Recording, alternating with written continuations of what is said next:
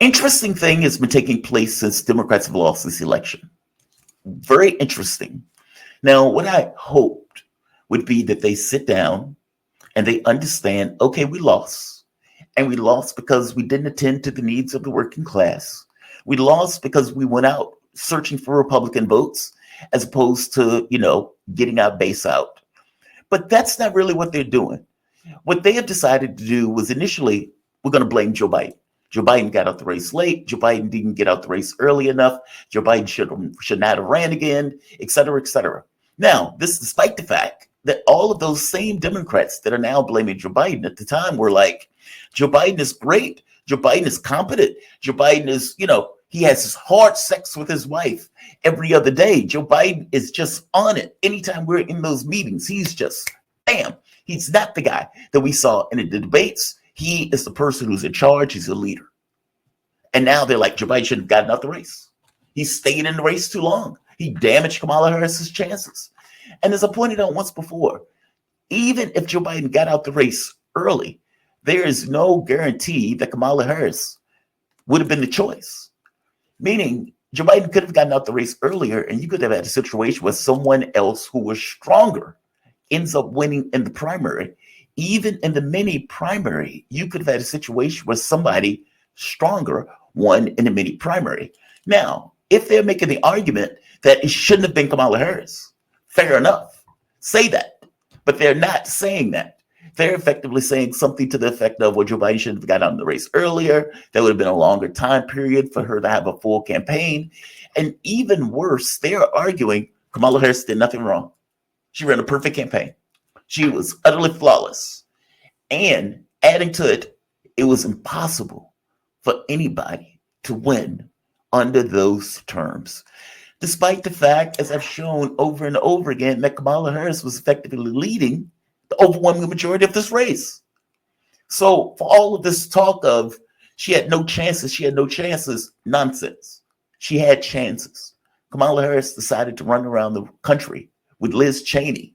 Who do you think you are reaching when you're running around sitting beside Liz Cheney in one state after the next? So you get people, two responses. One, just utter spite. People like Joanne Reid, for example, saying stuff like this. Effectively, you Hispanics that didn't vote for Kamala Harris, well, you get what you got coming to you because you should have voted for Kamala Harris. This is sisters and abuelas from here on in. However, we only have so much time for blame. We now need to make a plan. Deportations happen. Y'all voted with Stephen Miller and David Duke and against your own sisters and chose Kamala Harris with 60% of their votes. So you own everything that happens to your mixed status families. So you own everything that happens to your mixed status families. Did you all hear that? Okay, I want to make sure you guys heard that correctly.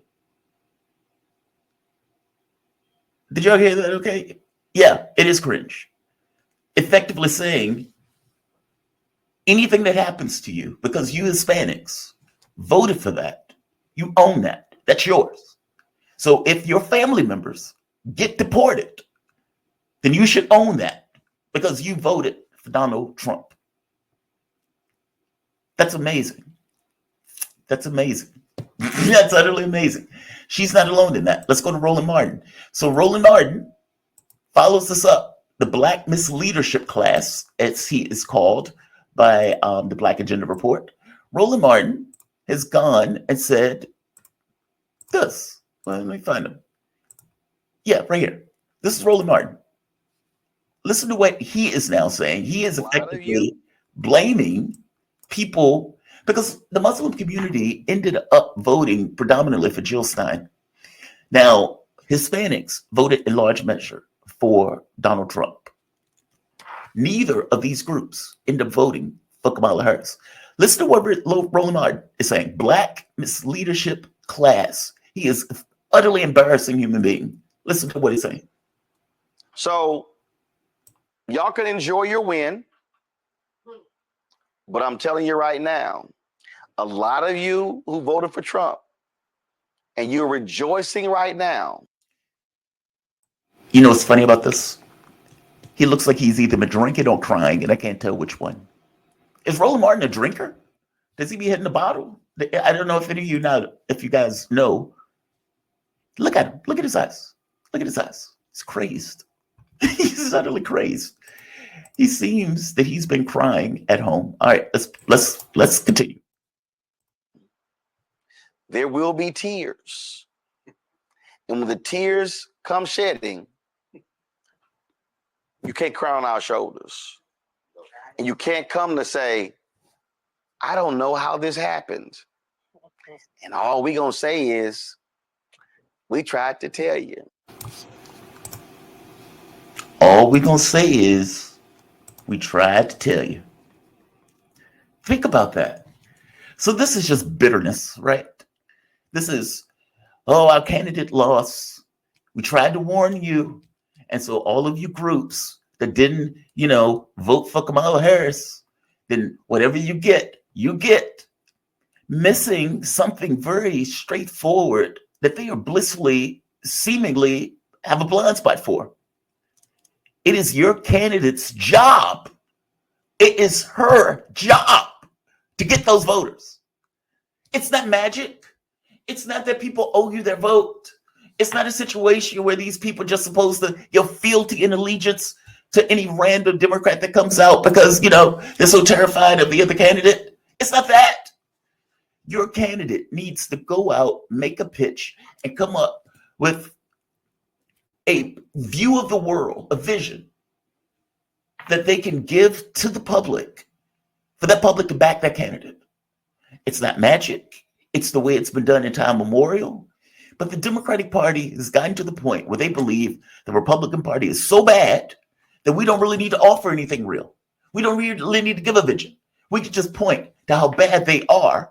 And because of how bad they are, people should, inherently vote for us, even when we don't offer anything real. So everybody else should accept the failings, the weakness, the impotence of the Democratic Party because the Republican Party is just bad. And if people don't see how bad that Republican Party is and don't just vote for the Democrat despite not offering anything, then you get what you get. We're blameless in this process. You're not blameless in this process, bro. Your candidate's job is to get people. If she failed to do that, then that's her fault. It's not the voters' fault. It's not the people who voted for Trump. It's not the people who voted for Joe Stein. It's not the people who stayed home. It is your candidate's fault. It is your party's fault. And until you accept that fault and that blame and turn it around and say, okay, we need to do something different.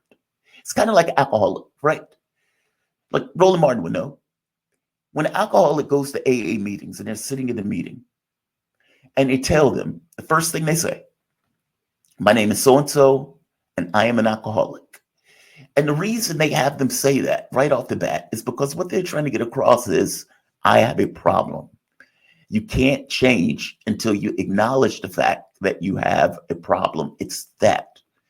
Which is why all of this stuff coming out of the Democratic Party right now, the soul searching, is not necessarily really getting to the root of the matter, that the Democratic Party has fundamentally failed, A, the working class, and B, lost track of that working class. And this is the party of unions. This is the party of the working class at one point during the 80s. Somewhere along the way, you've lost the thread. And in losing the thread, you've lost the ability to connect, to talk to, or for that matter, be a worthwhile vessel for the will of the American public in any way that is real, legitimate, and tangible. And that American public either A, stayed home, B, voted for Joe Stein, or C, voted for Trump to send a message. They're sick of the way things are currently run. And your party was representative of the establishment. And the establishment fundamentally not just failed, but because they failed, they lost. Roland Martin doesn't want to deal with that. Reid doesn't want to deal with that. And instead, they're spiteful, angry at people who didn't vote for their candidate. I would say you should look in the mirror and stop blaming everyone else.